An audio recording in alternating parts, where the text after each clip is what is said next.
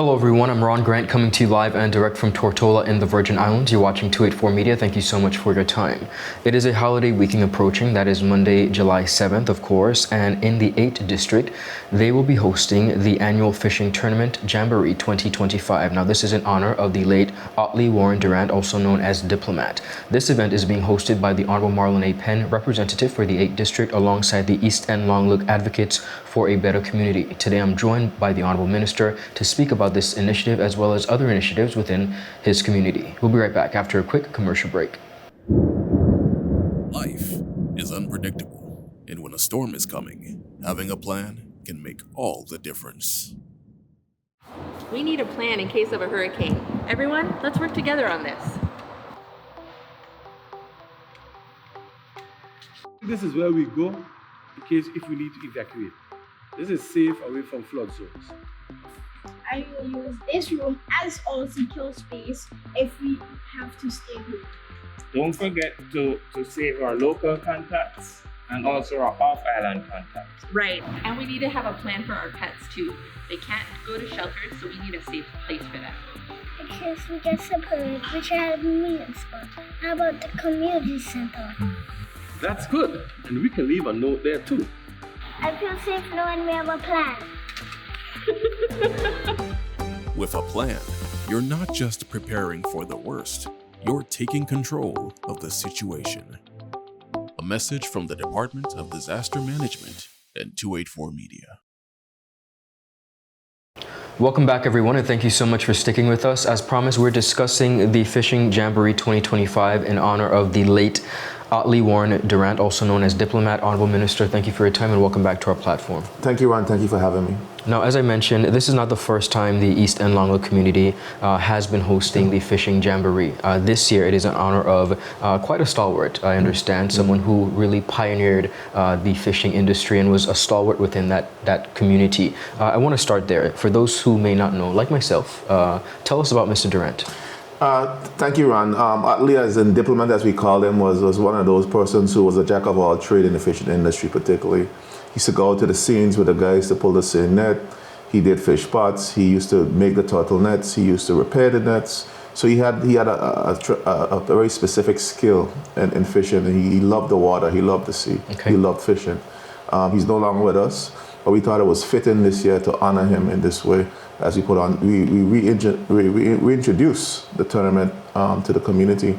It has been dormant for some time, Ron, since the hurricanes of 2017. We haven't had a tournament. It's one of those things that the ministry used to handle, the Department of Fisheries used to handle and put on this tournament. It's been dormant for a bit, so the community came to me and they said, look, it's time for us to revive our fishing tournament. Let us get together, let's make it happen, and we did just that. Okay, and it's the perfect day because it's a public holiday, of course, so we have the full day to enjoy. Exactly. Explain to me the scope of the Fishing Jamboree from start to finish. Okay. Well, it's a 2-day fishing tournament. We typically would have 1 day, but the guys thought we should do 2 days this time. The intention is to go out on Saturday, and we'll have weigh-in. The fishing starts from 5 a.m. in the morning, and then you're back to the dock by 4 o'clock or 4:30, 8 p.m. to do the weigh-in for day 1.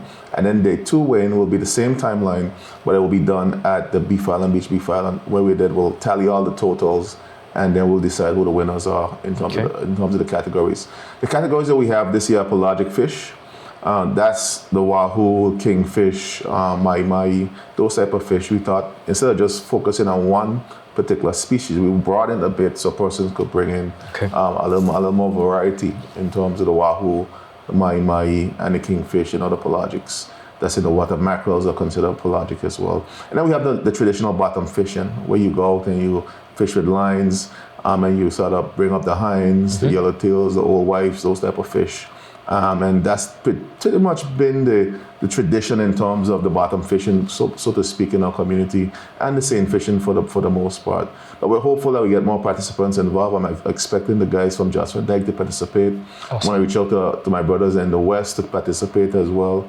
And we have some little grudge matches happening in our community. I have a grudge match between another prolific fisherman, Gary Smith, who's a cousin of Diplomat as well. They're descendants of Salt Island. And I have him and I have a little personal grudge match. I told him that I'm going to catch more fish than him this year. So you're going to be participating? I'm part of Team Penn. Okay, awesome. So myself and two cousins of mine are going out. Gary has his crew.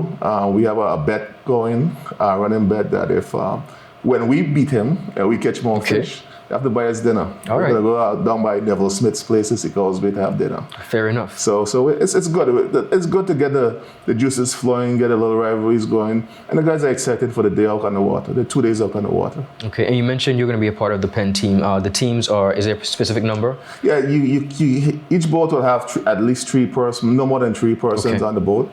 You can't live bait, so you can't have live bait and just bait up the water with live bait. You can't use electronic reels. You have to actually reel the fish in. As well with line fishing, you have to pull it in yourself without the electronic reel as well. So there's some basic rules, but I'll be looking forward to a nice day of fun on the water. And when we get at the beach and for the weigh-in at 4 o'clock, there's going to be activities on the beach early on. There'll be lots of food, lots of drink. There's going to be music. There's going to be entertainment for the kids. We even intend to have a domino game, a domino tournament on the same day. After the weigh-in, we'll start a domino tournament. So those domino enthusiasts can come and win a cash prize and some drinks as well, along with the process. Excellent, wonderful. For yourself as representative, and I'm glad to see that you're participating, but overall, what does it mean to you to be able to just have that level of camaraderie within your community? I mean, all communities are a fishing district. And when we looked at persons to recognize, the list was extremely long. And then, going forward, we have to look at combining persons because there's so many persons that have contributed tremendously to the fishing industry in the community and, in fact, in the entire territory. Eastern has been the bedrock for fish for a very long time. Most of the guys that go out to Seine used to go from our community. Gary Smith, my childhood friend, is still one of those persons who produce a lot of fish in the community and provides food, not just for our community, but for the entire territory, along with Cornell and all the others who go out and fish, and Clifton Thomas. There's a lot of persons in our community that's carrying out the tradition of fishing in our community.